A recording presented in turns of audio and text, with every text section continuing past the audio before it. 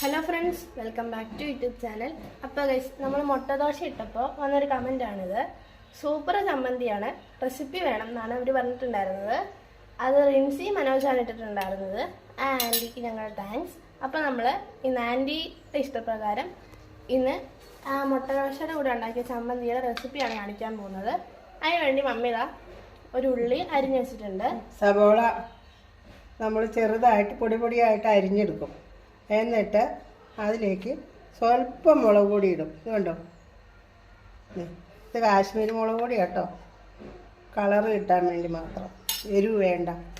ഇത് ദോശയ്ക്കും അപ്പത്തിനും ഇഡ്ഡലിക്കും ഒക്കെ പെട്ടെന്ന് നമുക്കൊന്ന് തയ്യാറാക്കി കഴിക്കാവുന്നൊരു ഇതാണ്.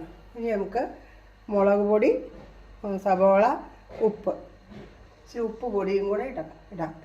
ഇത്രയും മതി. ഇനി നമുക്കതിലേക്ക് ശകലം വെളിച്ചെണ്ണ ഒഴിക്കാം.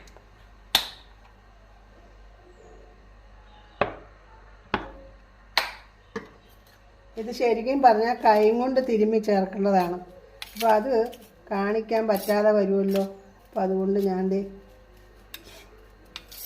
സ്പൂണും കൊണ്ടാണ് തിരുമ്മണത്. കൈ കൊണ്ട് ശരിക്കും തിരുമ്മി ഞെരടി എടുക്കണം. ശകലം മുളക് പൊടിയോടെ ഇടാൻ നമുക്ക്, കളറില്ല, എരിവില്ല കേട്ടോ ഇതിന്.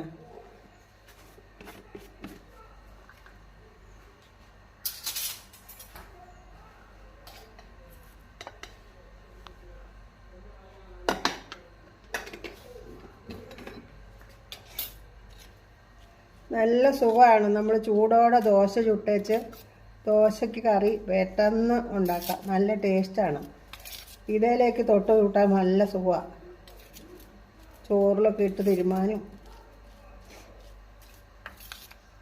ഇത് കൈയും കൊണ്ട് തിരുമ്മി ചേർക്കണം. അപ്പം നിങ്ങൾ സ്വന്തമായിട്ട് ചെയ്യുമ്പോൾ അത് കൈയും കൊണ്ടൊന്ന് ഞെരടി തിരുമ്മി ചെയ്തോട്ടോ.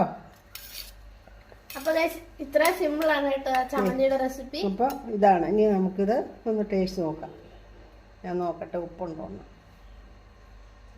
സൂപ്പർ ചമ്മന്തി കേട്ടോ. അപ്പം എല്ലാവരും നിസ്സാര സമയം കൊണ്ട് ഉണ്ടാക്കാവുന്ന ഒരു പണിയാണ്. ശേഖരല്ല വെണ്ണയും കൂടെ ഒഴിക്കാം. അപ്പോൾ ഇത്ര ഈസി ആൻഡ് ടേസ്റ്റി ആണത്. അപ്പോൾ ഈ video fully dedicated for Rincy Manoj. അപ്പോൾ നമുക്ക് ഇതുപോലത്തെ വീഡിയോസിൻ്റെ റെസിപ്പീസ് വേണമെങ്കിൽ പറഞ്ഞാൽ മതി. അപ്പോൾ നമുക്ക് ഇതുപോലത്തെ വീഡിയോ ആയിട്ട് കാണാം. Bye bye.